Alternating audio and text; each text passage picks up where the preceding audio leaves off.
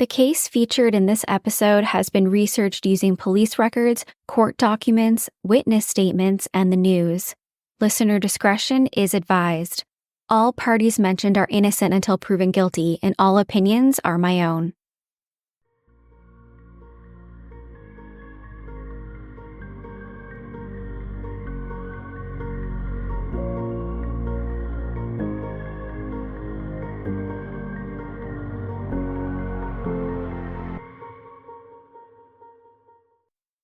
Hey everyone, my name is Nikki Young, and this is Serial Napper, the true crime podcast for naps. I'm back with another true crime story to lull you to sleep, or perhaps to give you nightmares. In September 2023, a quiet family home in Essex, England became the scene of an unthinkable crime. Two elderly people, 7-year-old John McCullough and his 71-year-old wife Lois, had been missing for years. Their doctor, concerned after multiple missed appointments, alerted the authorities. What followed next would leave even the most seasoned detectives stunned. When Essex Police forced their way into the McCulloughs' home on September 5th, they were met by a chilling confession. Standing in the doorway was their daughter, Virginia McCullough. With her hands raised, ready to surrender, she calmly told officers, quote, "I knew this would come eventually. It's proper that I serve my punishment." But nothing could have prepared them for what lay behind that door. As the investigation unfolded, disturbing bodycam footage captured her eerie, detached demeanour as she admitted to killing her parents. The horrors discovered inside the home would shock the world.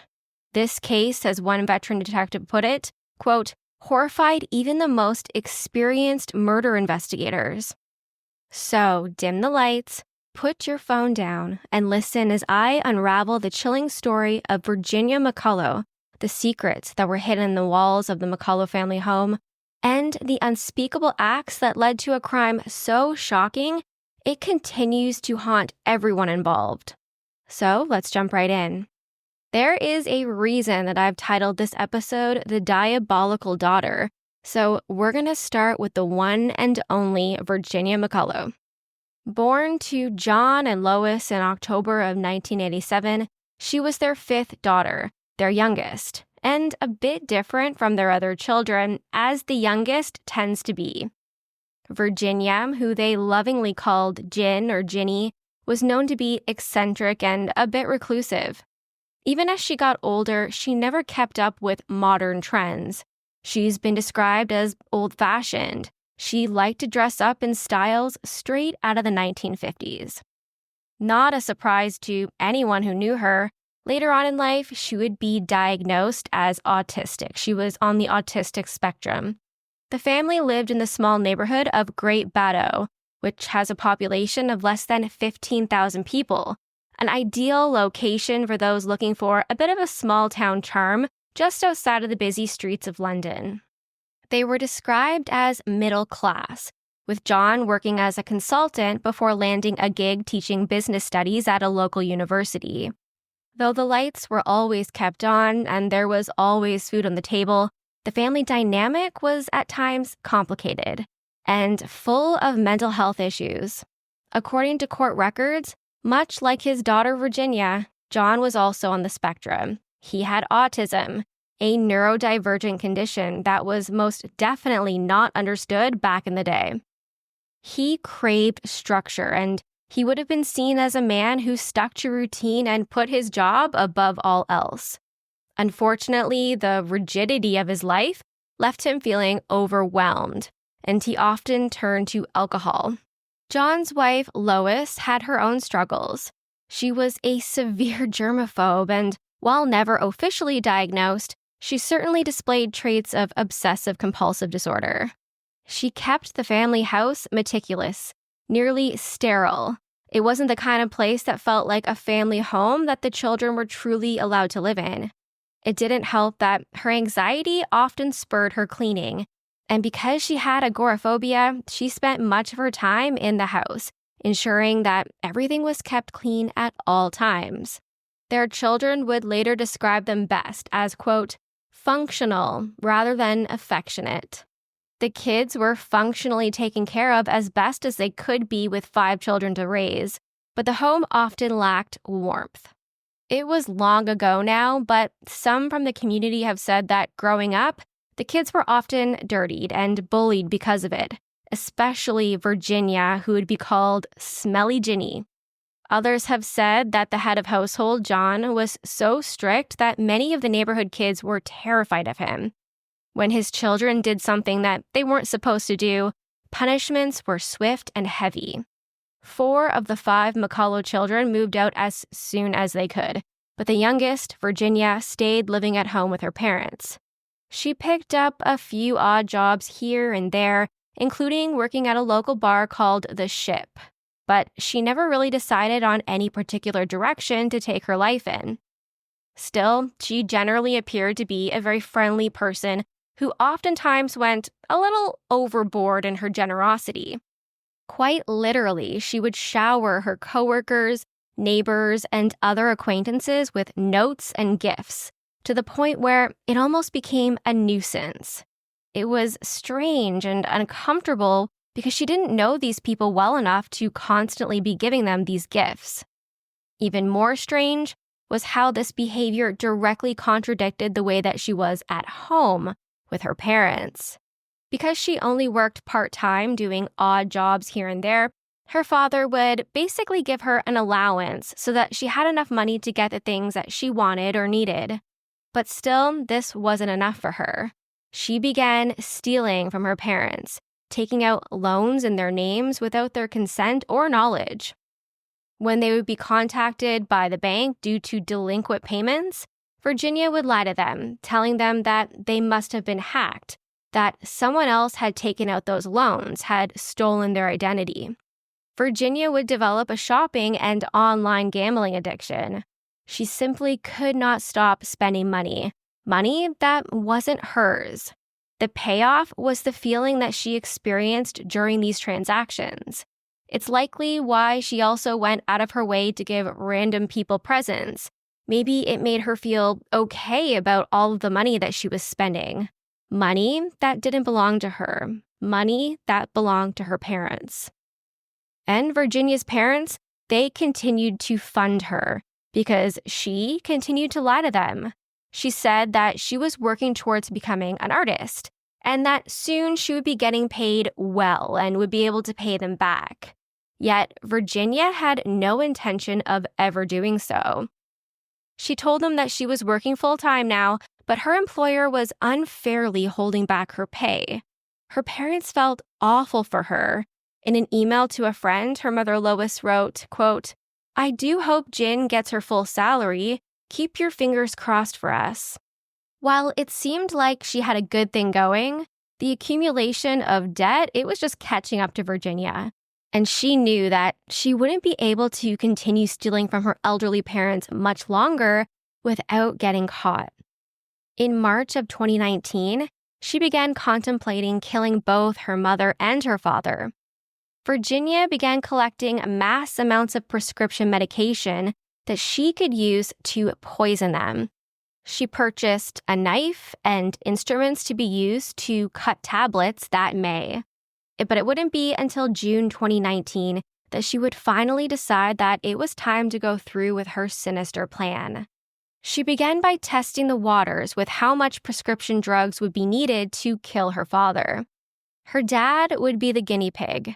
She made him a cocktail filled with crushed up pills to see what kind of damage it would do to him.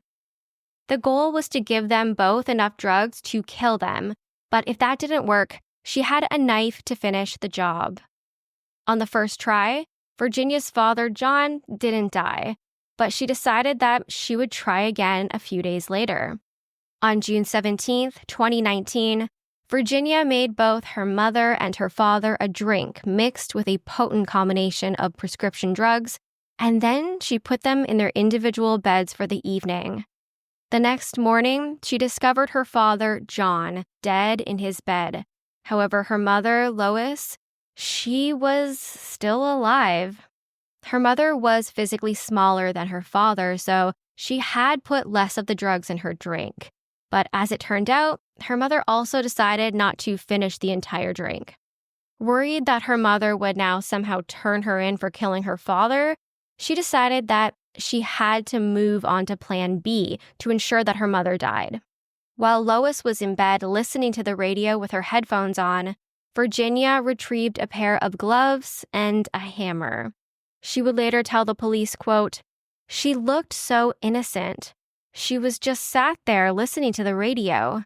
I did go in 3 times to build up some gumption, but I knew I had to get it done and can't hesitate. She was just staring at me in disbelief."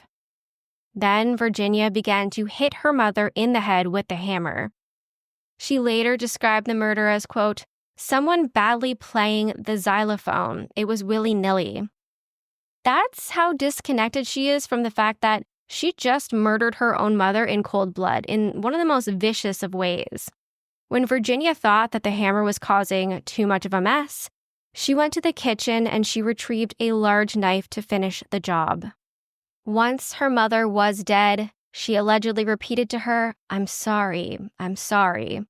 Lois was stabbed with a knife 8 times and suffered massive defense injuries, which is just horrible to think about. Her last moments of life were visions of her daughter violently killing her while she laid helplessly in bed. During the attack, Virginia cut her hand, which often happens during stabbings as the knife slips. So she went to the doctor to have the wound looked at because it wasn't stopping the bleeding. She told them that she had injured herself cutting vegetables. Then she went to the mall and used her father's bank card to buy plastic gloves and sleeping bags that she would use to conceal her parents' bodies. The next day, Virginia ordered a new credit card in her mother's name, and then she went on a shopping spree, buying herself new clothes and jewelry. She hardly had time to think about her parents now that she had access to all of their money and all of their credit. But she remembered that she had to do something with her mother and father's bodies. She would put them each in a sleeping bag that she had just purchased. With her mother Lois, she put the body in a wardrobe located in the back of her bedroom and sealed it up with tape. With her father, she built him a makeshift tomb using cinder blocks. Then she stacked blankets, pictures, and paintings on top of his body. Then Virginia sent out a few text messages to her siblings from her mother's phone. One said, "Your dad and I are at the seaside in Walton this week, Mum X." While another said, "Good night, Mum X." Over the next 4 years, there would be many more text messages just like these ones, where Virginia pretended to be her mother and her father. Think about how sick and twisted that is. Her siblings believed that they were having these conversations with their parents for years, but all along it was their youngest sister, Virginia, pretending to be them. If there were occasions where they wanted to meet up in person, well, Virginia would make excuses as to why that just couldn't happen. They were sick, they were busy, they had other plans.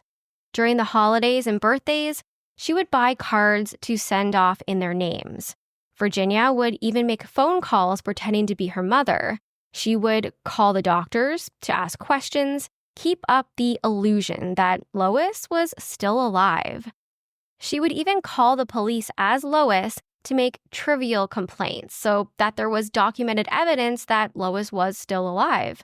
And of course, Virginia continued to spend all of her parents' money. Between June 1st, 2018 and September 14th, 2023, she spent around 21,000 British pounds, which is around 27,000 USD, online gambling. In total, she would spend around 149 British pounds, or around $190,000 USD from their pensions and other loans that she took out in their name. Virginia wasn't hiding away while she brazenly spent this money either. She was more active in her neighborhood than ever. It was strange. She bombarded her neighbors with uninvited visits and unwanted gifts. One elderly woman who lived nearby described her as a pest. Virginia would just show up at her door wanting to talk her ear off. If she wasn't home, she'd leave random gifts on her doorsteps. Books, flowers, a multitude of things. Sometimes these gifts were things that she had purchased with her dead parents' money, and other times they were her dead parents' belongings. She was giving away their things to people in the neighborhood, and these people had no idea what exactly they were receiving. Another neighbor who lived across the street was a man named Russell Thorington. Ever since he moved into his home, Victoria would constantly barrage him with visits and gifts. He would come home from work, and then within 15 minutes, she would be at his door wanting to chat. Russell would say, quote, "She would leave strange notes, a tiny LED Christmas tree once. I had a steak in a packet put through my letterbox." Virginia was clearly lonely, living in a house all by herself. I mean, if you don't count her 2 deceased parents. And she was trying to buy friends, trying to buy company. But it had the complete opposite effect. People found it off-putting.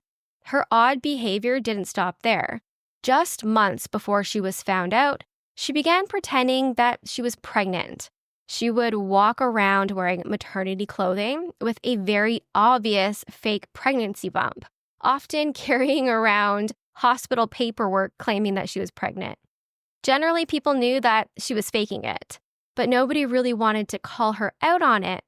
The community sort of felt like there was something clearly wrong with her, something not quite right, but she just needed help. She was mostly harmless, they thought. Virginia was even so brazen, she would call the police to make a fake report about being assaulted. Only about a month prior to her arrest, a police officer attended her home, the home that her parents' bodies were stashed in, where they would take her statement. While she didn't necessarily want to be found out for the murders, she did want attention desperately.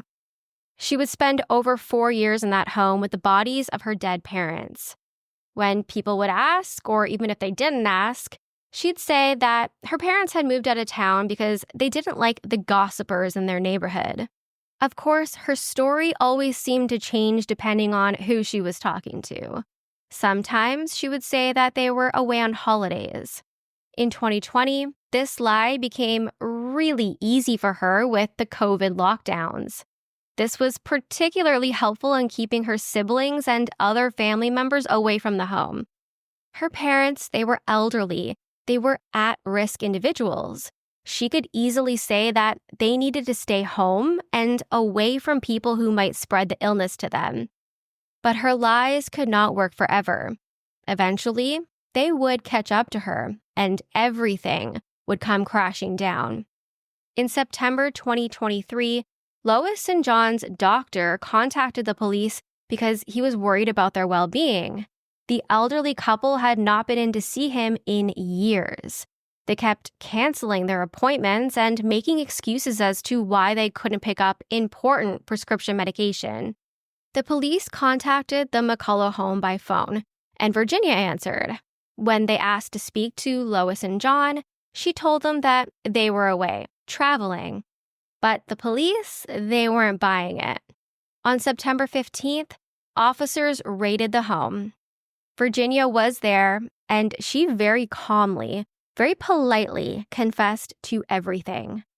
I've got to say, it was a very British way of confessing to something just so awful. The interaction was captured on bodycam. Here's a clip. Stay where you are. Stay where you are. Show me. I'll show you, Shans. Yeah. Jenny? Yep. Jenny? Oh. The time is 12:12. You're under arrest on suspicion of murder against Jonathan McCullough and Lois McCullough. Yep. Okay, she doesn't say anything, but it may harm defence. If you do not mention when question, socialise report anything to do so. Okay. All right, your arrest is necessary. Is there anything improper we should know about? Yes, there Where? is. Can I take you to it? No, you can tell me. Can we go in for a second? Just so I can tell you something about what's in there. Yeah. And then Tell us the only reason I said I need to tell you something about what's upstairs on the top floor as well. That's fine. Yeah, okay. My dad bodies and Right, okay. yep, okay. Obviously I'll Where about say, your arm? a little bit more complicated. Okay. That's why I said, can I go upstairs and show you? Right, can you If explain wanna it to us, bring please? 'Cause officers- we're trying to preserve this. It's now going to be seen. So we need to preserve this the best we can. So I don't want you to have you walking up there, all right? Because that's for your well-being as well as ours. Oh, no, up. Okay. So what? Thank you. Where will we find your mum? Well, possible. Where will we find your mum? Okay, so upstairs there are about 5 wardrobes. Yep. It's behind the bed, but back next to the sink. That's the second one. I slipped a pile of those into his drink. There were about 2 or 3 drinks that I bought downstairs. And yeah, they were basically, he didn't drink all of them. He only drank probably about half of 2. But, yeah, when I went in the morning, this was before my mother. When I went in the morning, early hours, I got up about half an hour early, about 6 o'clock in the morning. Came in and he was gone. He was gone. Okay. It's I did know that this would kind of come eventually. It's proper that I served my punishment. So, yeah. Okay, so Virginia, I'm just going to ask you this. This is what I've written down based on the information you just told us, because what we regard as a significant comment, because you've made it under caution after your arrest. By the way, they're my granddad's. Okay, right. So I've written this, please. I, Virginia McCullough, have informed police constables 77329 Brown and 79387 Bowers after entering my house on Friday the 15th September 2023 that I murdered my father, John McCullough, who was stated was under a bed in the rear ground floor of the house, and my mother upstairs in a cupboard next to the sink. Wardrobe. Okay. Wardrobe. It's a double wardrobe. Right, okay, I've written cupboard. Wardrobe. It's like 4 wardrobes, but it's the one nearest the sink. Double wardrobe. Cheer off, at least you put the bad guy. I know, waking up today and done my job. Okay. No. I don't think not a lot. Percent evil, but we all... Yeah, I'm not going to comment on anything. It's not my job to comment on it, okay? Because I've got to be impartial with everything, okay? So I'm not going to give any comment. No. Well, I mean, I deserve to obviously get whatever's coming sentence-wise, because that's the right thing to do, and that might give me a bit of peace. Also in the handbag as well, there's and again, because you're probably going to need to know about it, there's a card in there, card one money. And that's a bank card where there's a lot of transactions that have taken place over the last few years. What? From money that pertains to my parent. This has got to be one of the strangest interactions between police and a killer that I've ever seen. She matter-of-factly told officers that she had murdered her parents, and then she instructed them on where they would find the bodies hidden away in the house. At one point, she even tells them, quote, "Cheer up, at least you caught the bad guy. I know I don't seem 100% evil." John's body was found still in the sleeping bag in a makeshift mausoleum, while Lois was located in her sleeping bag in a wardrobe sealed with tape. Once back at the station, Virginia continued spilling the details about what she had done to her parents. She told them where to find the hammer and knife that she had used to kill her mother, and she noted that it, quote, "will still have blood on it." So, the murder weapon is upstairs in the way through, kitchen knife. It's in the middle with the brown carpet. Against the wall, opposite the shelves. So there are 2 long white shelves. So opposite where that room is, that's where the wife is. So next it is very hard to talk about. It's probably the most grisly detail. So on the ground floor, underneath the stairs, there's a few like storage boxes and things. And in the middle, I think it's in rough boxes or in a bag or something. If you want me to shush up this, it's fine. But every bit helps. You will find forensic bits helpful. There's a hammer. I know, but I'm trying to help so you find everything. It's in the middle underneath the stairs. It will still have blood on it. It's rusted, but it will still have blood traces on it. There was no question in this case about who had done it, but many wondered why. When Virginia went to trial, she claimed that she was depressed and she felt trapped by her parents, that she needed to get away from them, and she felt like this was the only way. There was testimony given related to her autism and her rigid thinking. One report suggested she had a, quote, binary choice between living with your parents and killing them. However, looking at all of the evidence and the way that she behaved over the 4 years, how she had stolen from them prior to their deaths and then continued to benefit financially after their deaths, I mean, this was clearly a financial motivation. Virginia pleaded guilty to the murders of her parents, John and Lois McCullough, and she was sentenced to life with a minimum term of 36 years. 3 of her siblings attended the trial and gave an impact statement saying that they had a profound level of hate for her. They wrote, quote, "Your lies about our parents' actions and their whereabouts made out as if they didn't value seeing us. You have left a hole in my heart forever, and a piece of me died with them the day you took them from us." Lois's brother also submitted a statement about how he was duped by his niece into believing that he was having all of these conversations with his sister over the years. He said, quote, "Virginia has spread many lies and stories to cover her murders. It undermines my faith in humanity. I still have letters sent to me. I know now some of the contact with what I believe to be Lois and John was not them. Some moments and conversations I believe I was having were not true. There are precious times with Lois and John I will miss out on because of the wicked act of their own daughter. Virginia is dangerous, and my biggest fear is she will plan something as she is manipulative and now has a lot of time to plan."